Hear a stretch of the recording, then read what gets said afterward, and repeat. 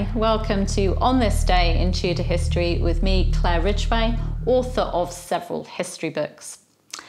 Now, where am I taking you back to today? Well, I'm taking you back to the reign of Queen Elizabeth I.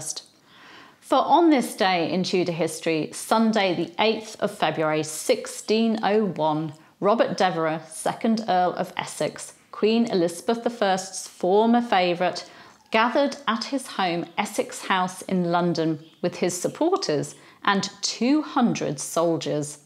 They then marched into the city with Essex crying, "For the Queen, for the Queen, the crown of England is sold to the Spaniard. A plot is laid for my life."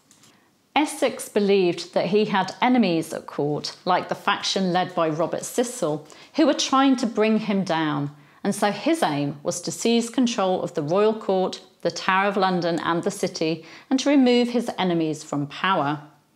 Thomas Birch gives an account of the rebellion in his book Memoirs of the Reign of Queen Elizabeth from the year 1581 till her death, Volume 2, which is based on original papers from Anthony Bacon and other documents. I'll give you a link to read it. But he also shares this letter written by Robert Cecil, Secretary of State, to Sir George Carew, Lord President of Munster. Sir George Carew, because I am not ignorant that greatest accidents are most subject to be misreported by such as are either in passion or ignorance, I have thought it very fit, with all convenient speed, to acquaint you with a most dangerous attempt, which hath happened on Sunday last, wherein both Her Majesty's own person and the usurpation of this kingdom was openly shot at. By this proclamation, the proceedings of this Earl of Essex will appear, and therefore I shall only need say this unto you, that I think by that time my letters shall come unto you. Both he and the Earl of Southampton, with some others of the principals, shall have lost their heads. I send you the note of most of them, that were in open action with them. If the Queen had not put herself in strength that very morning and barricaded Charing Cross and other places of the back parts of Westminster, their resolution was to have been at court by noon, whereof, when they understood, they put themselves into London, and from thence, hoping to have been followed by the city, they resolved to come back. But being repulsed at Ludgate by a stand of pikes, and the city holding fast for the Queen, they and some 50 of their accomplices ran to the water and put themselves into Essex House, which the Earl had furnished with all manner of warlike provisions, and then defended themselves till towards 6 o'clock in the evening, at which time the Lord Admiral sent unto them, that if they would not yield, he would blow up the house, which he might have done sooner, but that the Lady Essex and the Lady Rich were within it. Whereupon, notwithstanding their great batteries, they all yielded to Her Majesty's mercy.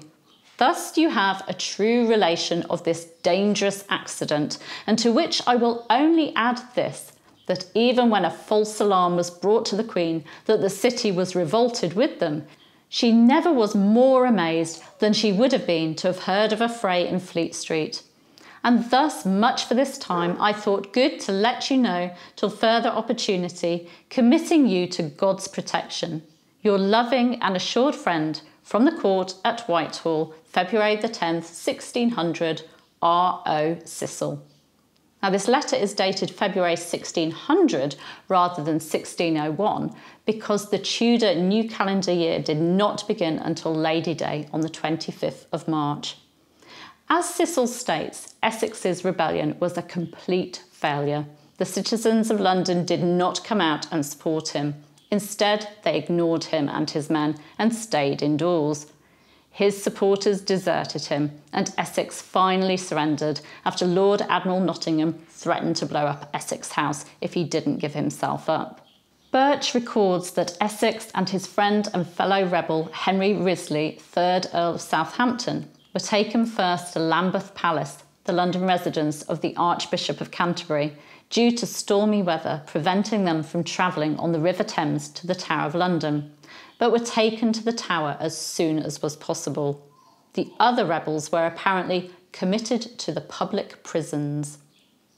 Essex was executed for treason on the 25th of February 1601, And I'll give you links to my videos on his execution and also his troubled time in Ireland, which led to his undoing. Also on this day in Tudor history, the 8th of February 1587, Mary, Queen of Scots, was executed at Fotheringay Castle. You can find out more in last year's video, which I'll give you a link to in the description. Thank you for joining me. You can subscribe by clicking round about there. You can hit the bell to be notified as these videos go live, and you can, of course, give me a like and leave some comments. What you don't know is that I'm actually surrounded by cats at this very moment, just keeping an eye on me. Perhaps Tim can pan to them. We've got Oreo there, and we've got Madge. They're just making sure that I do it right. So supervising me, they are. I'll see you tomorrow. Bye-bye.